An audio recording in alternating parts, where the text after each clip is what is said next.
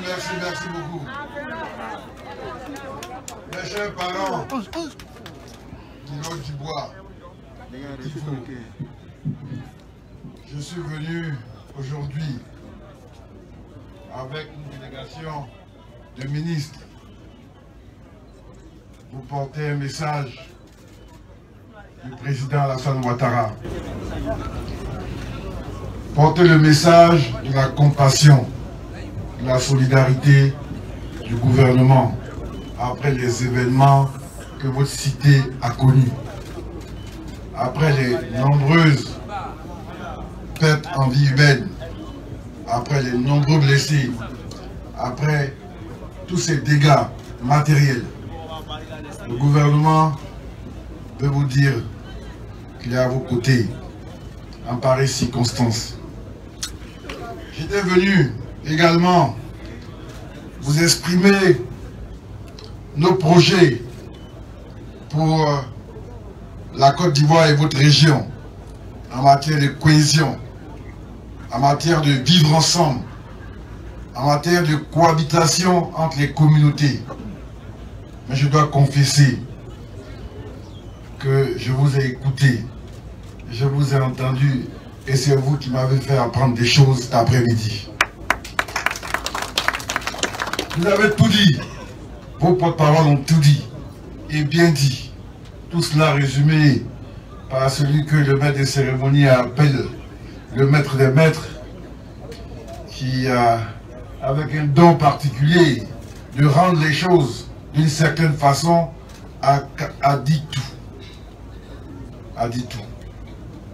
Et les jeunes également ont dit des choses, ont fait des témoignages forts. Au point où je ne sais pas quel message supplémentaire je dois vous apporter. Mais je vais vous faire la lecture de ma compréhension de ce que j'ai entendu ce soir, cet après-midi. En fait, j'ai compris qu'ici particulièrement, dans le Lot-d'Ivoire, les communautés n'ont pas de problème entre elles. Que les gens vivent ici depuis longtemps, ensemble. Et que le brassage ethnique est un atout ici.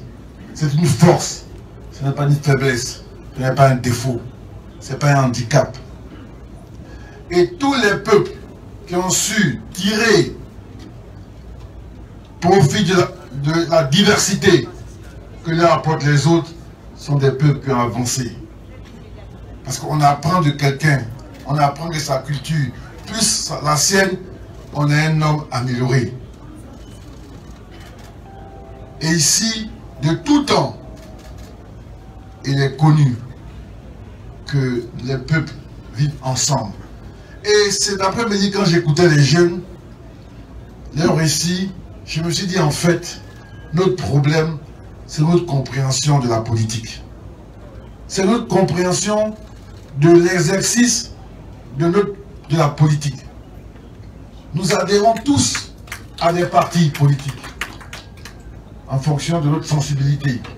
Mais comment on doit vivre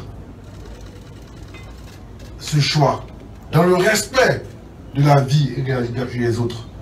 C'est le vrai problème. Si à l'occasion d'élections, chaque parti, chaque groupement choisit son candidat, il vous est loisible de ne pas suivre le candidat des autres et de renforcer la communication, la sensibilisation pour votre candidat et de le faire voter. Mais si chaque groupe doit manifester pour dire mais pourquoi tu as choisi tel candidat, on ne s'en sortirait pas. Donc il faut nous concentrer sur l'essentiel. La politique, c'est vraiment un jeu démocratique où chacun dit ce qu'il a envie de faire. Chacun présente son bilan, ses capacités et arrive à faire adhérer le plus grand nombre. Ainsi, on est un dirigeant légitime. C'est-à-dire les gens même sont d'accord pour vous suivre. Ils ont confiance en vous. Et la légitimité est une valeur en politique qui est au-dessus de tout. Vous pouvez être un candidat bien élu, démocratiquement élu, avec toute la légalité, Mais si vous manque la légitimité, c'est-à-dire l'adhésion des masses, l'adhésion des populations, vous êtes rattrapé par cela. Et donc, ce que je veux dire ici aux jeunes, apprenez à vous exprimer en politique en respectant les règles du jeu. Dans toutes les compétitions, il y a des règles. Dans le football, il y a des règles. Chacun choisit son équipe, son candidat. Mais si dans toute la Côte d'Ivoire, chacun doit se lever pour dire que moi, je vais tout bloquer, je vais m'opposer au choix des autres, alors que j'ai la possibilité de faire campagne pour mon candidat. On rentre dans des conflits et qui après débouchent sur des grandes incompréhensions qui nous entraînent dans ce qu'on a connu des conflits communautaires. Mais quand on atteint ce degré de rupture, de conflit intercommunautaire, là ça devient très grave. Parce qu'on touche aux fondamentaux du pays. On touche à ce qui fait notre vie, ce qui fait qu'on est nous-mêmes. On a dit le métissage. Que voulez-vous qu'un enfant de père Dida et de mère Maléké ou vice-versa fasse quand les communautés se déchirent?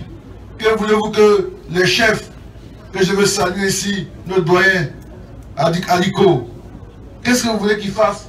Ils ont mal au cœur. Vos cadres qui doivent se mobiliser pour créer des emplois pour les jeunes.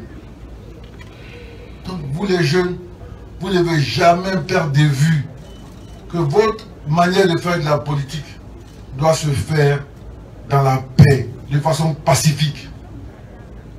Et puis de toute façon, le chantier, le champ de bataille des politiciens, c'est les campagnes électorales et la vérité des urnes.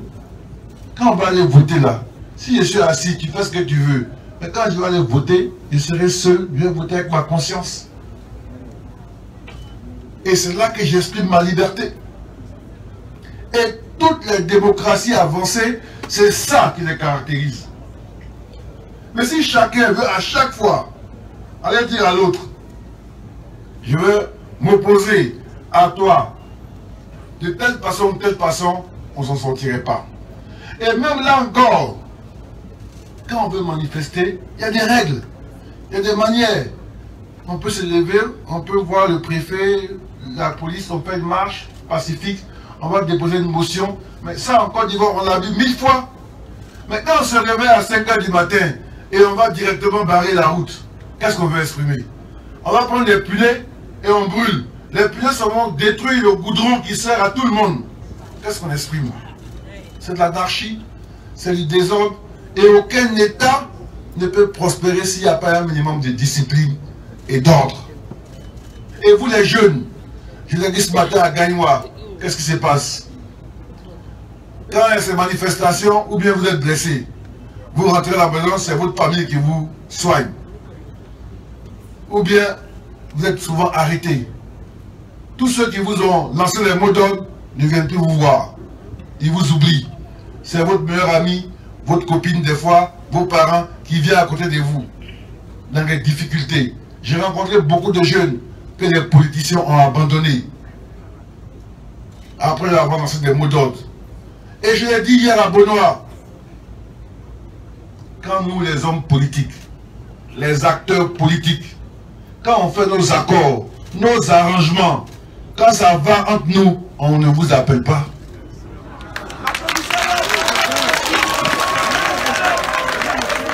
Quand c'est bon entre nous, vous n'êtes pas là. Là, on fait des grands discours, accord de tant, accord de ceci, appel de ceci, mais ce qui est en bas là, vous ne savez pas. Maintenant, quand ce qui est en bas se gâte, on dit les jeunes, allez manifester. Non, il faut dire, moi, je n'étais pas là. Et Dieu merci, dans ce pays, tout le monde a gouverné et tout le monde a été opposant. On est tous témoins de ce que chacun a pu faire. On est tous témoins de ce que chacun n'a pas pu faire. Donc la compétition politique là, elle peut être saine. Moi je viens, je vous dis qui je suis. Voilà ce que j'ai fait. Ce n'est plus possible cette affaire de dire non, ce sont mes frères, ce sont mes parents. Non. Mais si c'est ton parent, même père, même mère, et qui ne fait rien pour toi, et que c'est l'autre qui fait quelque chose pour toi. On va faire comment?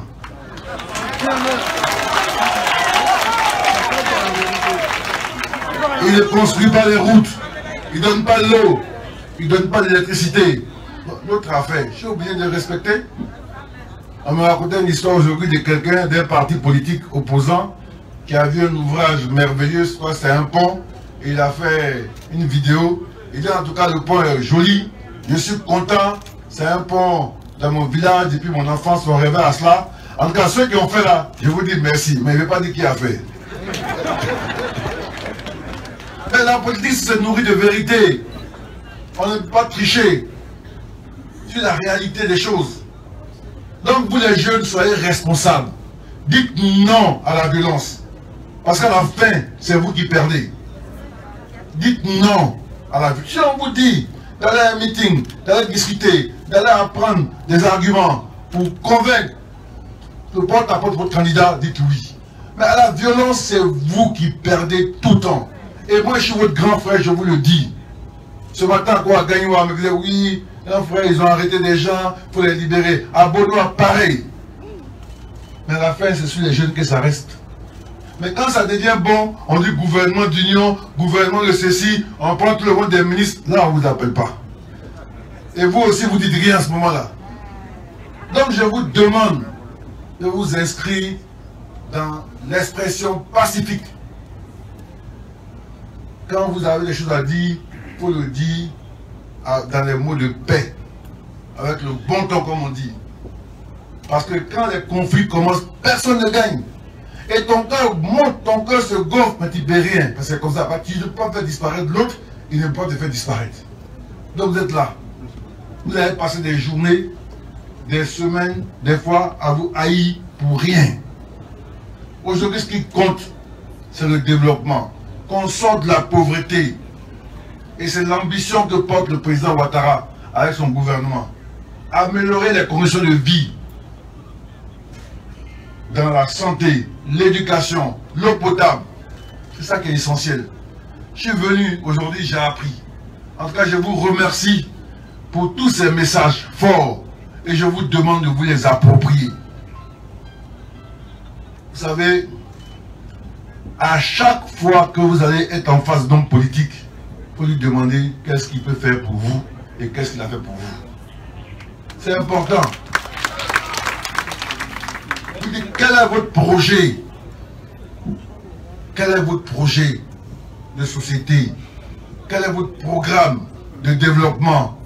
Parce que la vengeance et la revanche, ce n'est pas un projet de développement.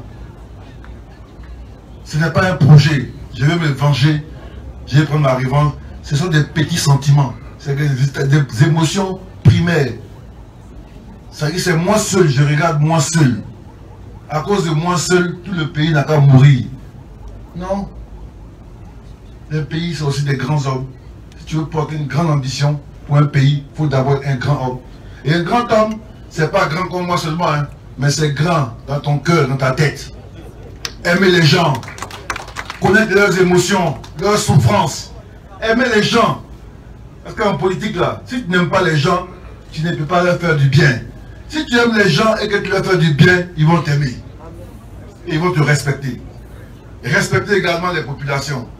Ne pas les instrumentaliser. Il y a des gens qui s'en foutent. Ils sont restés à Abidjan, on sait le système. Envoyer 2 ou 3 jeunes. Nous on a vu des jeunes qui ont été arrêtés, ils ont fait la déposition. On devait monter à Divola, on devait monter à Gagnoua, on devait mettre le feu à Gagnoua. Tu n'es même pas à Gagnoua en ce moment. On dit non, comme il y a un événement qui va arriver là, on monte là-bas pour aller tout gâter. Mais c'est un travail. Et quand ils mettent le feu là, ils disparaissent. Et après c'est vous. Et vous ne savez même plus d'où vient le feu.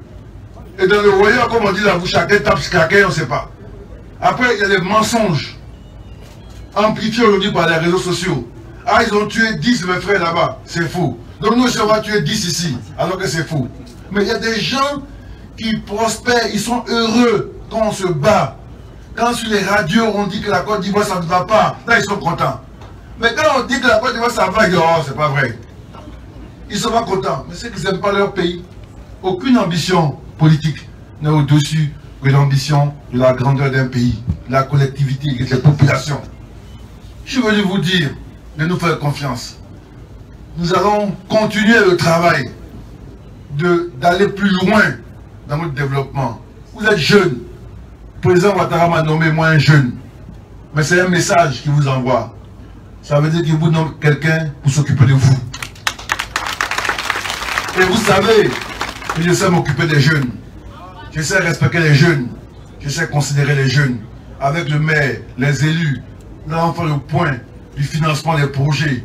Et je veux que ce soit transparent. Parce que des fois on aide des gens, comme on ne les montre pas, quand on vient on dit mais qui on a aidé. On va faire la liste.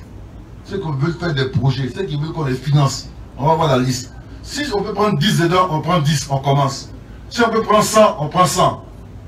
Si on fait 1000, on fait 1000. Et quand on vient, on dit les 1000 là, bon voilà, toi on t'a donné 2, 3 millions, 4, tu n'as rien fait. On te montre. Faut pas se cacher. Tu vas nous expliquer, est-ce que tu es allé en boîte ou bien au maquis avec, tu n'as pas travaillé, on va te montrer. Et quand ça a marché aussi, on va te montrer. Parce que les grandes nations, ces nations, on montre le meilleur. Pour que ça inspire les autres. Et ce que je rêve, c'est qu'ici, un petit qui est là, qu'on a aidé dans 2 ans, 3 ans, il dit grand frère, vraiment aujourd'hui je m'en sors. Je suis un homme heureux. J'ai ma petite maison, je vis ma vie, j'ai mon travail, je suis autonome, je suis indépendant. C'est ça notre mission. Et si vous êtes nombreux comme ça, être autonomes, vous allez être fiers de votre gouvernement et nous allons avoir la crédibilité de porter une ambition pour vous.